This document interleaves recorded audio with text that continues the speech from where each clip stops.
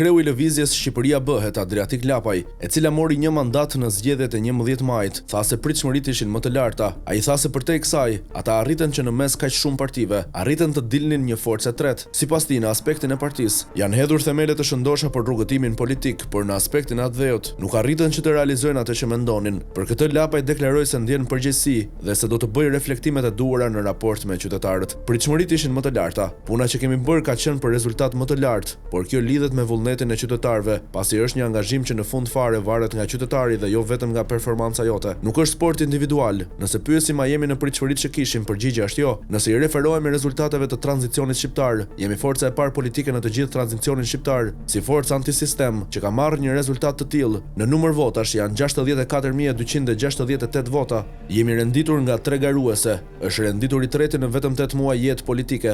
Në aspektin e lëvizjes janë hedhur themele të shëndosha për një rrugëtim të ardhshëm pozitiv. Në raport me atdheun, se kemi realizuar atë për të cilën e kemi nisur, dhe për këtë ndjej përgjegjësinë time dhe do bëj reflektimet e duhura, u shpreh Lapaj. I pyetur nëse do të njohin zgjedhjet, Lapaj tha se do të flasë në fund të procesit. Ai ripërsëriti një deklaratë të tij se sistemin aktual e njeh, pavarësisht se ka rezerva dhe se ka garuar për ta ndryshuar. Lapaj tha se as fajtor nuk e bën popullin, pasi përndryshe do të largohej nga politika. Pyetje që duhet të bëhet më vonë, se procesi është ende në vazhdimsi. Nesër hapet një nga kutitë e Vorës, pas nesër kemi seancën për hapjen e kutive të Fierit, për të parë numërimin. Në këtë drejtim procesin e kemi në vazhdimsi. Unë kam thënë edhe përpara zgjedhjeve se bëj pjesë të ata njerëz që e njoh sistemin dhe po garoj për ta ndryshuar aq sa mundem. Nuk dal sot edhe të them se nuk i dija këto probleme. Janë probleme që kanë ekzistuar, por që është e padrejtë që të mos i themi se kanë ndodhur në këtë zgjedhje. Në fund të procesit do të shprehem zyrtarisht, por ato që janë faktet në këtë proces janë te çdo standardi për integrimin evropian. Është fakt që qeveria 2 ditë para zgjedhjeve fali gjobat e viteve të fundit. Me këtë standard nuk arrin dot të mundësh një qeveri që vendos të blej zgjedhjet përmes ligjit. Mos prit nga unë që të bëj me faj popullin, se në ditën që do ta bëj me faj është do të largohem nga politika.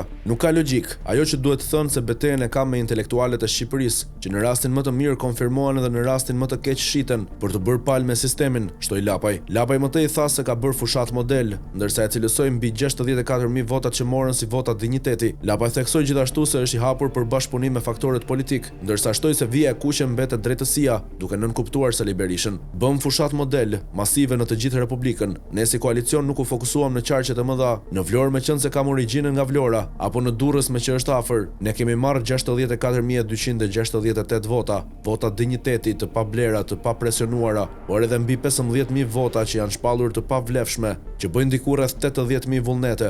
80.000 vullnete në një situatë politike dhe ekonomike siç është Shqipëria, që ndodhi në këto zgjedhje, janë shumë. A janë mjaftueshëm për ndryshimin? Jo. Ne do të vazhdojmë të bëjmë edhe më mirë këtë që kemi bërë dhe për të dhënë më shumë shpresë. Në këtë drejtim, jemi të hapur për të ftuar në bashkëpunim gjithë faktorët që përfaqësojnë vlerat. Vija e kuqe është drejtësia, tha ai. I pyetur nëse do të marrë ai mandatin, Lapaj tha se për shkak të deklaratës së tij publike, do t'ia lërë në dorë kryesisë së partisë. Sa kemi marrë ne?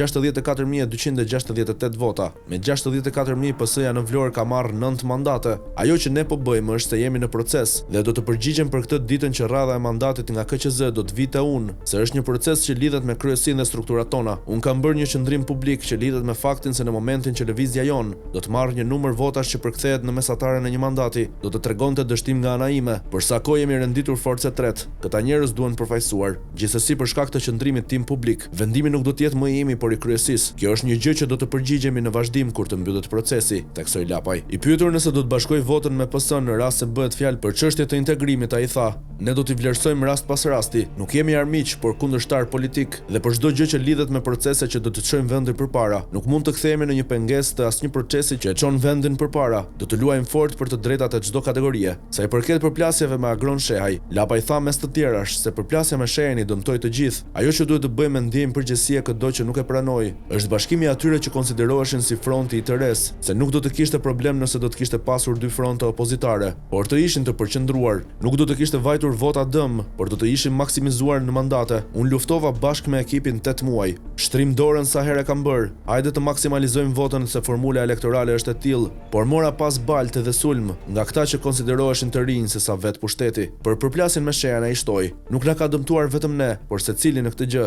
edhe ne edhe ata të gjithë se bashkimi do të krijonte një tjetër entuziazëm te shqiptarët. Formula do të stimulonte prodhimin e mandateve në masë dhe mund të ishin prodhuar më shumë numër mandatesh, që do të kishte çarë sistemin. Njëra parti 3 deputet, tjetra 13 apo 15, secili në kuvend do të kishte pozicionin e vet, por është gabim për të cilin nuk ndjej pesh përgjegjësie sepse luftova fort për ta realizuar. Me zorr nuk i merrja dot, përfundoi Lapaj.